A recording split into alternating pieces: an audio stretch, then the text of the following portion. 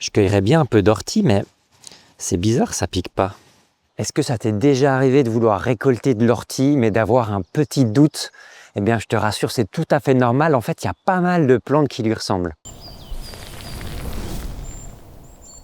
L'ortie, c'est Urtica dioica en latin. C'est une plante majeure en ethnobotanique. Ça veut dire qu'elle est utilisée à peu près partout sur Terre. On la connaît tous. On s'est tous fait piquer normalement, au moins une fois dans sa vie, par cette plante. Donc, elle laisse en général des souvenirs assez vifs. Certaines personnes n'osent plus trop la toucher après ces souvenirs.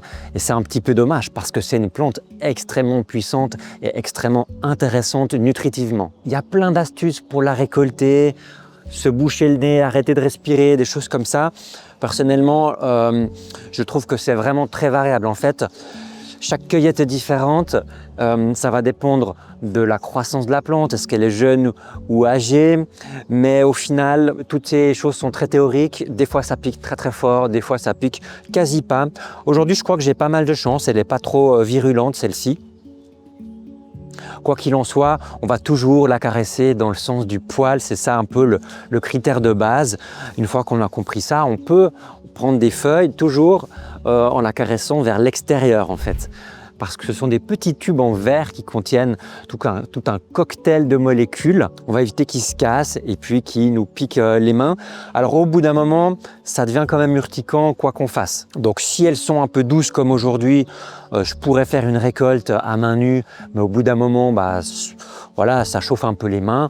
Puis il y a vraiment des jours où à peine on les fleure et ça fait ultra mal. Là, c'est sûr qu'on va prendre les gants. Je suis sûr que vous avez plein d'astuces à partager dans les commentaires par rapport à la cueillette. Ce que j'aime bien faire aussi, une fois que je l'ai dans les mains, c'est en faire une boule.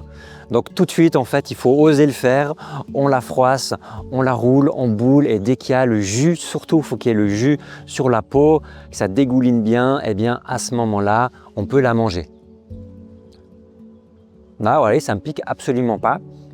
Et je peux profiter de ma petite dose d'ortie.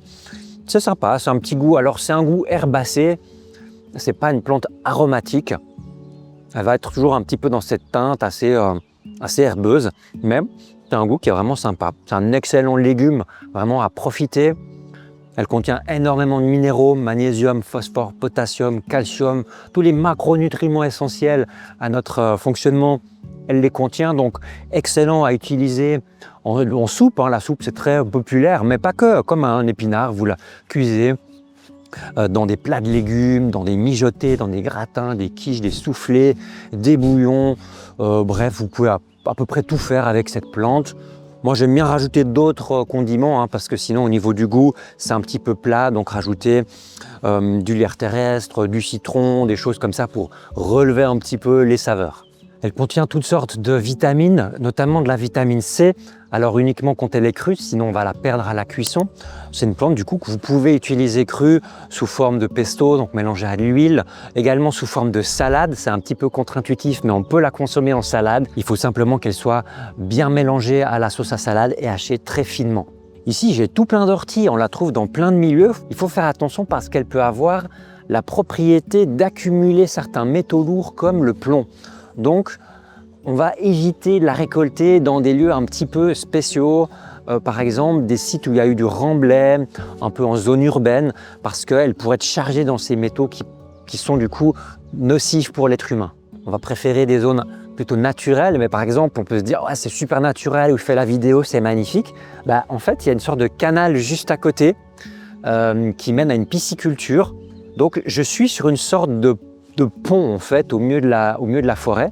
C'est pas exclu ici que du coup ce soit un peu du remblai. Alors je suis quand même en pleine nature, on va dire dans un endroit assez sauvage, mais même dans des coins où on a l'impression qu'on est tranquille, finalement il peut y avoir des constructions, des choses comme ça.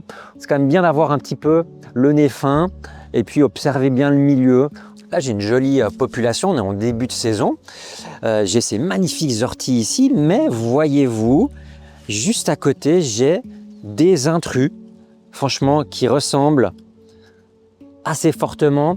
Je dirais que si on n'a pas l'œil un peu averti, c'est pas si simple de les différencier. Ce que j'ai juste à côté ici, qui pousse vraiment côte à côte, c'est une plante qui a aussi des feuilles en forme d'ortie si on veut bien, donc avec une base en cœur, un peu en pointe, des dents très similaires, c'est velu, ça possède aussi une tige carrée. Bref, il y a beaucoup de caractéristiques en commun. On va voir une différence, ça va être au niveau de la couleur. C'est une plante qui a des feuilles plutôt brillantes, contrairement à l'ortie qui est plutôt mate. Ça, je dirais que c'est ce qui saute aux yeux en premier.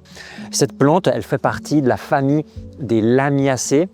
Et c'est là où il y a beaucoup de cas de confusion avec des Lamiacées, donc des lamiers beaucoup. Celui-là, c'est Lamium galeopdolone. C'est une plante qu'on appelle aussi l'ortie jaune ou le lamier jaune.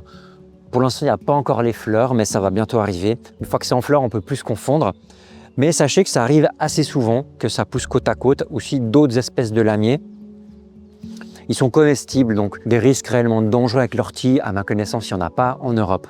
Il y a aussi un truc qui permet de faire la différence, c'est que souvent ces lamiers, ils ont plein de fleurs qui vont apparaître à la base des feuilles. Et puis là, on commence déjà à voir les boutons floraux, donc des sortes de petites boules avec des feuilles un petit peu pointues. C'est souvent ça qui apparaît chez ces espèces-là. Après, il y a plein de trucs et astuces, mais qui vont être propres à chacun de ces lamiers.